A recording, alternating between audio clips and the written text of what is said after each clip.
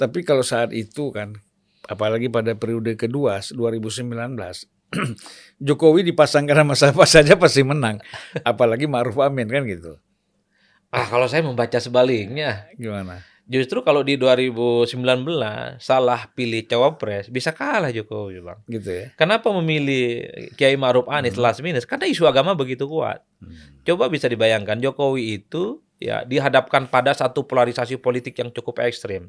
Efek Pilkada Jakarta 2017, Jokowi mendukung Ahok. Saat itulah kemudian Jokowi dipersepsikan sebagai pemimpin, sebagai presiden yang dianggap berjarak dengan ulama, tidak didukung oleh ijtima ulama, mengkriminalisasi umat Islam, kan itu yang muncul. Satu-satunya yang bisa menjadi bumper, menolak isu semua, adalah Kiai Ma'ruf Amin yang merupakan representasi politik dari NU. Dan Ketua Majelis Ulama Indonesia. Betul. Kiai Ma'ruf Amin itu, Bang, tidak pernah muncul dalam radar survei apapun. Jangankan muncul, diperbincangkannya pun juga tidak pernah. Tapi karena kepentingan untuk membendung politik dan isu agama, Kiai Ma'ruf Amin terpaksa, dalam tanda kutip ya, bisa mendampingi Jokowi. Semua orang juga tahu. Dan menggagalkan Mahfud MD. Iya. Mahfud MD sejam 2 jam sebelum deklarasi bersama, semua pendukung Mahfud MD sudah berkumpul. Banyak faktor yang mengalahkan Mahfud MD dibandingkan dengan Ma'ruf Amin. Oh iya. Ya kan? Mahfud MD kan musuh istrinya satu. Ya kan?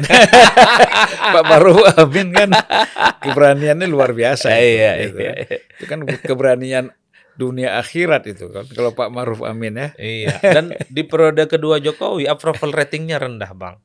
Tingkat kepuasan terhadap kinerja Jokowi rendah. Itu kan resisten kalau Jokowi salah memilih cawapres yang terutama bisa memendung soal isu-isu agama. Beda ceritanya dengan SBY 2000 yang terakhir 2009 ya. Orang dulu bilangnya SBY pasangan dengan siapapun, bahkan dengan sendal jepit juga menang. Karena approval ratingnya di atas 60%, Bang. Maka tidak mengherankan kalau yang dipilih sebagai pendamping SBY itu adalah Budiono. Teman sekampung, sesama orang Jawa, Islamnya juga sama-sama abangan. Jadi variabel Jawa non-Jawa nggak masuk, variabel Islam nggak masuk. Karena tingkat kepuasan publik terhadap kinerja SBY saat itu di atas rata-rata 65%. Beda dengan Jokowi, karena kepuasan publik di bawah 65% saat itu. Pada saat 2014 ya? Iya, 2014. Maka cawapres itu adalah suatu hal yang menjadi penting. Bukan seperti yang sebelum-sebelumnya.